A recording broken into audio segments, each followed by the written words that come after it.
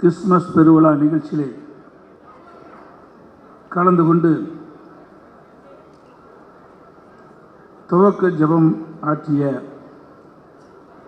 மதிப்புக்கும் மரியாதைக்கும் உரிய அருட்திரு கே ஜெபராஜ் அவர்களே,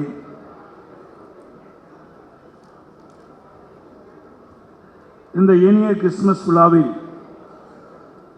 கிறிஸ்துமஸ் ஆசிரும் வாழ்த்து செய்தி வழங்கிய அருட்தந்தை அந்தோணிசாமி அவர்களே,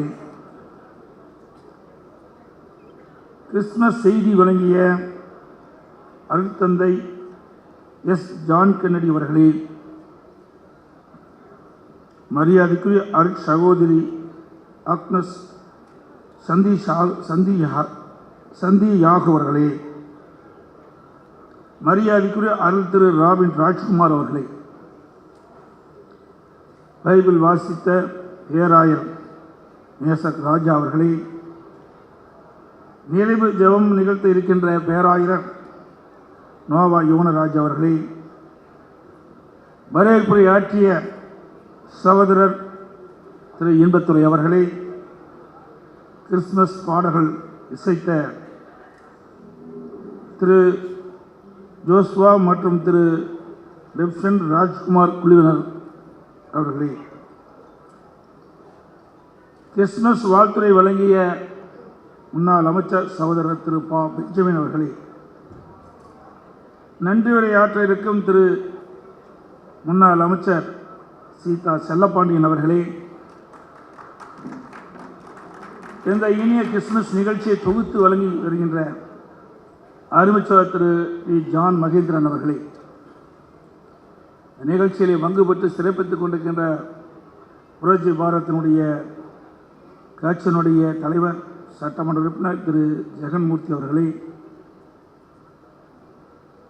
இந்த நிகழ்ச்சியிலே வரியை தந்து சிறப்பித்துக் கொண்டிருக்கின்ற அனைத்து இந்திய அண்ணா திராவிட முன்னேற்ற கழகத்தினுடைய தலைமை கழக நிர்வாகிகளே, தலைமை கழகத்துடைய சார்பணி செயலாளர்களே, மாவட்ட கழக செயலாளர்களே, மாண்புமிகு நாடாளுமன்றங்களே, மாண்பு சட்டமன்ற உறுப்பினர்களே, முன்னாள் அமைச்சர் பெருமக்களே, முன்னாள் நாடாளுமன்ற சட்டமன்ற உறுப்பினர்களே, வரி என்று சிறப்பித்துக் கொண்டிருக்கின்ற கழகத்திலே பல்வேறு பொறுப்புகளை வைக்கின்ற நிர்வாகிகளே, எங்களுடைய அழைப்பை ஏற்று இங்கே வரி தந்து சிறப்பித்துக் கொண்டிருக்கின்ற அருட் சகோதரிகளே, அருட் சகோதரிகளே, போதகர்களே, வரி என்று சிறப்பித்துக் கொண்டிருக்கின்ற கிறிஸ்துவ சமூக சான்றோர்களே, பெரியோர்களே, வரி என்று சிறப்பித்துக் கொண்டிருக்கின்ற கழக உடன்பிறப்புகளே, பத்திரிகையாளர்களே மற்றும் ஊடக நண்பர்களே, அனைவருக்கும் எனது மனமார்ந்த கிறிஸ்துமஸ் நல்வாழ்த்துக்களை தெரிவித்துக் கொள்கின்றேன்.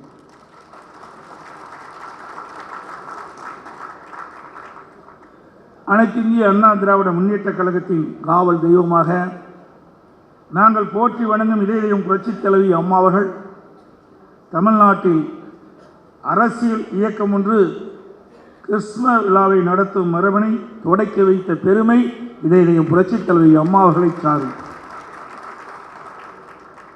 இன்று தமிழ்நாட்டில் மட்டுமல்ல, நாடு முழுவதும் பல்வேறு கட்சிகளும் இயக்கங்களும் சமூக நல்லிணக்கத்தை அடையாளப்படுத்தும் வகையில் கிறிஸ்துமஸ் விழாவை கொண்டாடுகின்றார்கள். அனைத்து இந்திய அண்ணா திராவிட முன்னேற்ற கழகம் சகோதர உணர்வையும் அன்பையும் சமத்துவ சிந்தனைகளையும் தனது ஆன்மாவாகவும் இதயமாக கொண்டு இயக்கமாகும். அதிலும் குறிப்பாக சிறுபான்மை மக்கள், சிறுபான்மை சமூகங்கள் எந்த வகையிலும் ஒரு அச்சுறுத்தலுக்கோ பலவீனத்திற்கோ உட்பட்டு விடக்கூடாது என்பதில் பொன்மனச்செம்மல் புரட்சித் தலைவர் எம்ஜிஆர் அவர்களும் இதயம் புரட்சித் தலைவி அம்மா அவர்களும் உறுதியாக இருந்தார்கள். அதையே இன்றைய தினமும் அனைத்து இந்திய அண்ணா திராவிட முன்னேற்ற கழகம் தொடர்ந்து செயல்படுத்திக் கொண்டிருக்கின்றன. அனைத்து இந்திய அண்ணா திராவிட முன்னேற்ற கழகத்தை பொறுத்த வரைக்கும் சிறுபான்மை சமூகங்களுக்கு பாதுகாப்புகள் செயல்படுகின்ற இயக்கம் அதிமுக இயக்கம். எத்தனை நெருக்கடிகள் இங்கிருந்து வந்தாலும் எங்கள் கொள்கையில் நாங்கள் எப்பொழுதும் உறுதியாக இருப்போம் என்பதில் யாருக்கும் சிறிதளவும் சந்தேகம் வேண்டாம். அனைத்து இந்திய அண்ணா திராவிட முன்னேற்ற கழக ஆட்சி காலத்தின் போது தமிழ்நாட்டில் சிறுபான்மை சமூக மக்களுக்கு எந்த ஒரு அச்சுறுத்தலும் இருந்ததில்லை. அம்மாவின் அரசு ஆட்சியில் இருந்தவரை சட்ட ஒழுங்கு திறம்பட பாதுகாக்கப்பட்டதால் தமிழ்நாட்டில் ஜாதி மத இன மோதல்கள் நடைபெறவில்லை. அனைத்து இந்திய அண்ணா திராவிட முன்னேற்ற கழகம் தமிழகத்திலே சுமார் 30 ஆண்டு காலம் ஆட்சி புரிந்தது. 30 ஆண்டு காலத்திலே பொன்மனச்செம்மல் புரட்சித் தலைவர் எம்ஜிஆர் அவர்கள் ஆட்சி காலத்திலும், இதே புரட்சித் தலைவி அம்மாவுடைய ஆட்சி காலத்திலும், அம்மா மறைவுக்கு அம்மாவுடைய அரசு ஆட்சியிலும் மதச்சண்டையோ ஜாதி சண்டையோ இல்லாத ஒரு சிறப்பான ஆட்சி தமிழக மக்களுக்கு கொடுத்த ஒரே இயக்கம் அதிமுக இயக்கம். எந்த ஒரு குறிப்பிட்ட மதத்திலும் குறிவைத்து தாக்கப்படுவதில்லை. புரட்சித் தலைவி அம்மா அவர்கள் முதலமைச்சராக இருந்த பொழுது உலகத்தில் எந்த ஒரு நாட்டிலும் இல்லாத ஜெருசலம் புனித பயண திட்டம் கொண்டு வரப்பட்டு இன்றளவும் இந்த திட்டம் தமிழ்நாட்டில் செயல்படுத்தப்பட்டு வருகிறது. இத்திட்டத்தின்படி இயேசுபிரான் பிறந்து வளர்ந்து போதனைகள் செய்து பின்னர் சிலுவையில் அறையப்பட்ட புண்ணிய பூமியாம் இஸ்ரேல் தேசத்திற்கு கிறிஸ்தவ பெருமக்கள் சென்று பிரார்த்தனை செய்து வருவதற்கு அரசு தரும் மானியம் வழங்கப்படுகிறது. ஜெருசலம் புனித பயண திட்டம் காலாகாலத்திற்கும் நிலைத்து நிற்கின்ற திட்டம். ஜெருசலம் புனித பயணம் மேற்கொள்ளும் கிறிஸ்தவ யாத்திரைகளுக்கு வழங்கப்பட்ட அரசு நிதி உதவி ஒரு நபருக்கு ரூபாய் 28,000 38,000 உயர்த்தி வழங்கப்பட்டது. பின்னர் முழு மானியம் வழங்கப்படும் என்ற உத்தரவாதமும் அளிக்கப்பட்டது.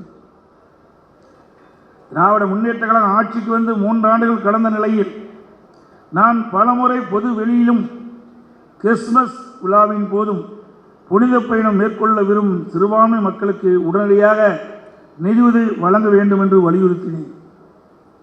இந்த ஆண்டு இந்த விடியா திமுக அரசு ஜெருசலம் மற்றும் ஹஜ் புனித பயணத்திற்கு வழங்கப்படும் நிதி உதவி நடைமுறையில் மாற்றம் கொண்டு வந்து பயணம் முடிந்த பிறகுதான் நிதியுதவி வழங்கப்படும் என்ற முடிவு செய்துள்ளதாக செய்திகள் வந்துள்ளன.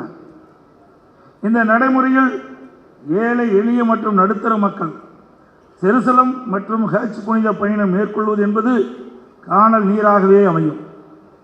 ஏனெனில் பணம் உள்ளவர்கள்தான் புனித பயணம் மேற்கொள்ள முடியும். காரணம், அவர்கள் முதலிலே செலவு செய்து புனித பயணம் சென்று வந்த பிறகுதான் அவர்கள் செலவழித்த பணத்தை அரசிடமிருந்து திரும்ப பெற முடியும். எனவே இந்த நடைமுறையை மாற்றி அம்மாவின் அரசு செயல்படுத்தப்பட்ட நடைமுறையை பின்பற்ற வேண்டும் என்று இந்த விடியா திமுக அரசை நான் வலியுறுத்துகின்றேன். இந்த அரசு சிறுபான்மையின் மக்களுக்காக எந்த நன்மையும் செய்யவில்லை. ஒரு சிறு துரும்பை கூட இதுவரை கிள்ளி போடவில்லை என்பது இதன் மூலம் அனைவருக்கும் தெளிவாக புரியும் என்று கருதுகிறேன். எல்லோருக்கும் பயன்படக்கூடிய காலாகாலத்திற்கும் நிலைத்து நிற்கக்கூடிய சிறப்புமிக்க திட்டங்களை அனைத்து இந்திய அண்ணா திராவிட முன்னேற்ற கழக ஆட்சியின் போது நாங்கள் சிறுபான்மை பெரும்பான்மை என்று பாகுபாடின்றி அனைவருக்கும் நிறைவேற்றி தந்த ஒரே அரசாங்கம் அதிமுக அரசாங்கம். அம்மாவின் அரசு கிறிஸ்தவ பெருமக்களுக்கு செய்திட்ட ஒரு சில நல்ல திட்டங்களை இந்த நேரத்தில் தெரிவிக்க விரும்புகின்றேன். இந்தியாவிலேயே முதல் முறையாக ஏழை எளிய கிறிஸ்தவ பெண்கள் பயன்பெறும் வகையில் அரசின் சிறுபான்மை நலத்துறை மூலம் கிறிஸ்துவ மகளிர் சுய உதவி குழுக்களை மாவட்டந்தோறும் அமைக்கப்பட்டு அவள் சிறுதொழில் தொடங்கி பயன்பெற அரசின் வழிகாட்டுதல்கள் வழங்கப்பட்டதோடு அதற்கு உதவி புரியும் வகையில் மானியத்திற்குரிய கடனுதவி வழங்கப்பட்டது. கிறிஸ்துவ தேவாலயத்தின் புனரமைப்பு நிதி 5 கோடியாக உயர்த்தி வழங்கப்பட்டது. ஏழை எளிய மக்களுக்கு தொண்டாற்றி வரும் கிறிஸ்துவ அருள் சகோதரிகள் பயன்பெறும் வகையில் ஜெருசலம் புனித பயணத்தில் அவளுக்கு தனி ஒதுக்கீடு செய்யப்பட்டது. ஏழை எளிய கிறிஸ்துவ மாணவியர் பயன்பெறும் வகையில் சிறுபான்மை மாணவர் கல்வி உதவித்தொகை ஆண்டுதோறும் முழுமையாக வழங்கப்பட்டது. 2011 முதல் 2021 வரை சிறுபான்மை வகுப்பைச் சேர்ந்த சுமார் 37,16,000 மாணவர்களுக்கு சுமார் 884.36 கோடி ரூபாய் கல்வி உதவித்தொகை வழங்கப்பட்ட அரசு அனைத்து இந்திய அண்ணா திராவிட முன்னேற்ற கழக அரசாங்கம். சிறுபான்மை கல்வி நிறுவனங்கள் சுதந்திரமாகவும் முழுமையாகவும் செயல்படும் விதத்தில் அரசின் முழுமையான ஒத்துழைப்பு அவர்களுக்கு வழங்கப்பட்டது. சிறுபான்மை மக்களின் நலன் கருதி சிறுபான்மையர் ஆணையம் அமைப்பு நீதியாக விரிவுபடுத்தப்பட்டு உறுப்பினர் எண்ணிக்கையை அதிகரித்து அரசாணை பிறப்பித்தது. அதன் மூலம் ஆணையத்தின் செயல்பாடுகள் பயனுள்ளதாக அமையுமாறு மேம்படுத்தப்பட்டது. நான் ஒரு விவசாயி. இன்றும் விவசாய பணியில் நான் ஈடுபட்டு வருகின்றேன். விதை நெல்லை தேர்ந்தெடுப்பதில் இருந்து அதை பயிர் செய்து பல மடங்காக பெருக்கி களஞ்சியத்தில் சேர்க்கும் வரையிலான அனைத்து வேளாண் பணிகளையும் நான் சிறு வயது முதல் இன்று வரை நான் மேற்கொண்டு வருகின்றேன். இயேசுபிரான் தன்னுடைய போதனையில் ஒரு விவசாயிக்கு ஏற்படும் அத்தனை அனுபவங்களையும் மிக அழகாக சொல்லி இருப்பதை பைபிளில் படித்து நான் பரவசப்பட்டிருக்கிறேன். விவசாயத்திற்கு மட்டுமல்ல, போட்டியும் பொறாமையும் போராட்டமும் புயலும் நிறைந்த அரசியல் வாழ்க்கைக்கும் இயேசுபிரான் அவர்கள் விவசாயம் பற்றி கூறிய ஊமை கதைகள் எனக்கு மிகவும் பயனுடையதாக இருந்தன. அதிலிருந்து ஒரு சில ஊமை கதைகள் நான் உங்களிடம் பகிர்ந்து கொள்கின்றேன். இயேசுபிரான் முதலில் ஒரு விவசாயி விதைப்பில் இருந்து தனது பாடத்தை தொடங்குகிறார். ஒரு விவசாயி விதைகளை தூவுகின்றான். சில விதைகள் பாதையோரமாக விழுகின்றன. பறவைகள் வந்து அவற்றை கொத்தி தின்கின்றன. வேறு சில விதைகள் மண் அதிகமாக இல்லாத பாறை நிலத்தில் விழுகின்றன. அவை முளைத்தாலும் மண் ஆழமாக இல்லாதால் அவற்றால் வேறுபடிக்க முடிவதில்லை. எனவே அந்த செடிகள் வெயிலில் வாடி வதங்கி விடுகின்றன. இன்னும் சில விதைகள் முட்செடிகளும் நடுவே விழுகின்றன. அவைகள் முளைக்கும் போது முட்செடிகள் அவற்றை நெருக்கி வளரவிடாமல் தடுக்கின்றன. கடைசியில் பல விதைகள் நல்ல நிலத்தில் விழுந்து விளைச்சல் தருகின்றன. அவற்றில் சில 100 மடங்காகவும் வேறு சில 60 மடங்காகவும் மற்றும் சில 30 மடங்குகளாகவும் பலன் தருகின்றன என்று விதைப்பதின் வித்தையை இயேசு சொல்லி தந்திருக்கின்றார். விதைத்தவன் தூங்கினாலும் விதைகள் தூங்குவதில்லை, விதைகள் முளைக்கின்றன. அவை எப்படி முளைத்து வளர்கின்றன என்பது விவசாயிக்கு தெரியாது. அவை தாமாக முளைத்து பயன் தருகின்றன. அதை விதைத்தவன் அறுவடை செய்கின்றான் என்று சொல்வார்கள். மேலும் அவர் ஒரு கதையை சொல்கிறார். ஒரு விவசாயி நல்ல விதையை விதைக்கிறார். அவர் வயலில் இருந்து வீடு திரும்பிய பின் அவருடைய எதிரி வந்து வயல்வெளியிலே களை விதையை விதைக்கின்றான். களைகள் முளைப்பதைக் கண்டு விவசாய தொழிலாளர்கள் அந்த களைகளை அகற்றும் என்று கேட்கிறார்கள். அப்போது விவசாயி சொல்கிறார், இப்போது களைகளை அகற்றினால் சிறிது காலம் பயிரும் களையும் சேர்ந்து வளரட்டும். களைகளை நாம் அடையாளம் கண்டு பிடுங்கும் நேரம் வந்தவுடன் களைகளை அகற்றி விடலாம் என்று அந்த விவசாயி பதிலளித்தார். அக்காலத்தில் விவசாயத்தில் எல்லோருமே ஈடுபட்டிருந்த காலகட்டத்தில் அவள் அன்றாடம் சந்திக்கும் அனுபவங்களை வைத்து இயேசுபிரான் எத்தனை அருமையான நாணத்தை அவர்களுக்கு சொல்லித் தந்திருக்கிறார் என்று பாருங்கள். இயேசுபிரான் கூறிய இந்த கதைகள் அனைத்தும் விவசாயத்தை சொல்லித் தருவதோடு நமக்கு மிகப்பெரிய அரசியல் பாடங்களையும் சொல்லித் தந்துள்ளன. எவ்வளவோ நம்பிக்கையோடு அரசியல் களத்தில் மக்கள் பணிகளை ஆற்றுகிறோம். பயன்பெறும் மக்கள் நல்ல விளைச்சலை தரும் விதைகளைப் போல தங்களுக்கும் நாட்டுக்கும் பயனுடையவர்களாக வாழ்ந்து தொண்டு என்னும் விதையை விதைத்த நமக்கு மன நிறைவை தருகின்றார்கள். எதையும் தங்களுடைய சுயநலத்திற்காகவும் பல்வேறு ஆசாபாசங்களுக்காகவும் பயன்படுத்த நினைப்பவர்கள் கடைசியில் பாதையிலும் பாறையில் விழுந்த விதைகளாக மிதிவெட்டும் கரியும் போய்விடுவார்கள். நம்முடைய தூய மனத்தோடு கடமைகளை செய்யும் போது வெற்றி என்னும் விளைச்சல் எப்படி வருகிறது என்பதை நாம் அறியும் முன்னே மகத்தான வெற்றிகளை கடவுள் நமக்கு தந்து விடுகிறார். கடமையை செய்வோம், விளைச்சலை இறைவன் பார்த்துக் கொள்வார்.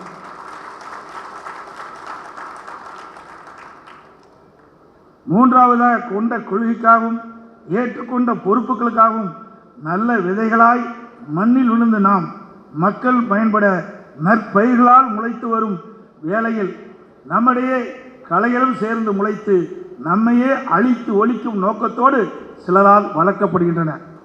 காலம் வருவரை காத்திருந்து உரிய நேரத்தில் பயிரது களை எதென்று அடையாளம் கண்டுபிடித்து அந்த களைகளை அகற்ற வேண்டும். அதுவரை பொறுமையாக காத்திருக்க வேண்டும். இந்த உவமைகள் பைபிளில் உள்ள பாடங்கள் அரசியல் நீதியாகும். இந்த பாடங்கள் நமக்கு எவ்வளவு படிப்பினை கடந்த ஆண்டுகளில் கற்று தந்திருக்கின்றன என்பதை இந்நேரம் எல்லோரும் புரிந்து கொண்டிருப்பீர்கள் என்று நான் கருதுகின்றேன். மாண்புமிகு பொன்மனச்செம்மல் புரட்சித் தலைவர் எம்ஜிஆர் அவர்கள் ஒரு படத்திலே பாடியிருப்பார், நல்ல நல்ல நிலம் பார்த்து நாமும் விதைக்கணும், நாட்டு மக்கள் மனங்களிலே நாணயத்தை வளர்க்க வேணும் என்று பாடுவது நம் கண்முன்னே வந்து போகிறது. இன்று அனைத்து இந்திய அண்ணா திராவிட முன்னேற்ற கழகம் கலைகள் இல்லாத கலனியாக, 1000 மடங்கு பலன் தரும் கதிரில் இருந்த கலனியாக, வெற்றி என்னும் கனியை மக்கள் நமக்கு தந்திட்ட விளைந்து நிற்கும் கலனியாக இருக்கின்றது. சுவை மிகுந்த கனியை தரும் மரம் ஊர் நடுவே பழுத்து நிற்பது போல் அனைத்து இந்திய அண்ணா திராவிட முன்னேற்ற கழகம் வெற்றி என்னும் கனிகளை பெற்று மக்களுக்கு தொண்டு என்னும் சுவை மிகுந்த கனியை தந்திட காத்திருக்கிறது. அனைத்து நேரத்திலும் அனைத்து இந்திய அண்ணா திராவிட முன்னேற்ற கழகம் அனைத்து சமூக மக்களின் பாதுகாப்பு அரணாக இருக்கின்றது. குறிப்பாக சிறுபான்மை மக்களின் தேவைகளை அறிந்து அவர்களுக்கு தொண்டு செய்திடவும் பாதுகாவலனாக திகழ்ந்திடவும் அனைத்து இந்திய அண்ணா திராவிட முன்னேற்ற கழகம் எப்பொழுதும் முன்னணி வீரனாக திகழ்ந்து வந்திருப்பதை நீங்கள் அறிவீர்கள். நம்முடைய தமிழ்நாடு எல்லா மதத்திற்கும் பொதுவான புண்ணிய பூமி. எல்லா மதத்திற்கும் சம உரிமை, சமநீதி, சமத்துவம் என்ற உயர்ந்த பண்பாடு கொண்ட நம் தமிழ்நாடு சிறுபான்மை மக்களுக்கு சிறப்பான பாதுகாப்பையும் கௌரவத்தையும் வழங்கி வருவதற்கு அனைத்து இந்திய அண்ணா திராவிட முன்னேற்ற கழகத்தின் அடிப்படை கொள்கையான மதச்சார்பற்ற நிலை ஒரு முக்கியமான காரணமாகும். அன்பையும் சமாதானத்தையும் உலகிற்கு அறிவித்து சமத்துவத்தையும் சகோதர உணர்வையும் வளர்க்கும் இந்த கிறிஸ்துமஸ் பெருவிழாவில் உங்கள் அனைவருக்கும் என்னுடைய அன்பை பகிர்ந்து கொள்வதில் பெரும் மகிழ்ச்சி அடைகின்றேன். நான் கடந்த முறை கிறிஸ்துமஸ் நிகழ்ச்சியின் போது கூறியதை மீண்டும் ஒருமுறை உங்களுக்கு நினைவூட்ட கடமைப்பட்டுள்ளேன். கர்த்தரின் கிருபையுடன் மீண்டும் தமிழகத்தில் அனைத்து இந்திய அண்ணா திராவிட முன்னேற்ற கழக அரசு வரும் 2026 அமையும் போது தலித் கிறிஸ்தவர்களுக்கும் அரசால் மறுக்கப்படும் முன்னுரிமைகள் மற்றும் சலுகைகள் முழுமையாக கிடைக்கப்பெற அனைத்து முயற்சியிலும் அனைத்து இந்திய அண்ணா திராவிட முன்னேற்ற கழகம் பாடுபடும். மாண்புமிகு புரட்சித் தலைவி அம்மாவின் விருப்பப்படியும் அவள் காட்டிய வழியின்படியும் தலித் கிறிஸ்தவர்களுக்கு அனைத்து சலுகையும் கிடைக்க வேண்டும் என்பதே அனைத்து இந்திய அண்ணா திராவிட முன்னேற்ற கழகத்தின் கொள்கையாகும். அதேபோல கிறிஸ்துவ திருச்சபையின் தற்போதைய தலையாய பிரச்சனையாக இருக்கும் கல்லறை தோட்டத்திற்கு நிலம் வழங்குவதில் உள்ள இடர்பாடுகளை எங்களது கவனத்திற்கு கொண்டு வந்துள்ளீர்கள். இது குறித்து எங்களது 2021 ஆண்டு சட்டமன்ற பொதுத் தேர்வின் போது வாக்குறுதியாக தெளிவாக குறிப்பிட்டிருக்கின்றோம். அனைத்து இந்திய அண்ணா திராவிட முன்னேற்ற கழக அரசு மீண்டும் அமைந்தவுடன் இதற்கு தீர்வு காண முயற்சிகள் மேற்கொள்ளும் என்பதையும் நேரத்தில் தெரிவித்துக் கொள்கின்றேன். நாங்கள் உள்ள அனைவருக்கும் சொல்லிக் கொள்வது ஒன்றுதான், உங்களுக்காக யார் உதல் தழுவி பேசுகிறார்கள், யார் உள்ளபூர்வமாக உங்களுக்கு நன்மை செய்கிறார் என்பதை சீர்தூக்கி பாருங்கள். இந்த இனிய விழாவிற்கு என்னுடைய அழைப்பை ஏற்று வந்திருக்கும் அத்தனை பெருமக்களுக்கும் என் மனமுந்த நன்றியை உரித்தாக்குகின்றேன்.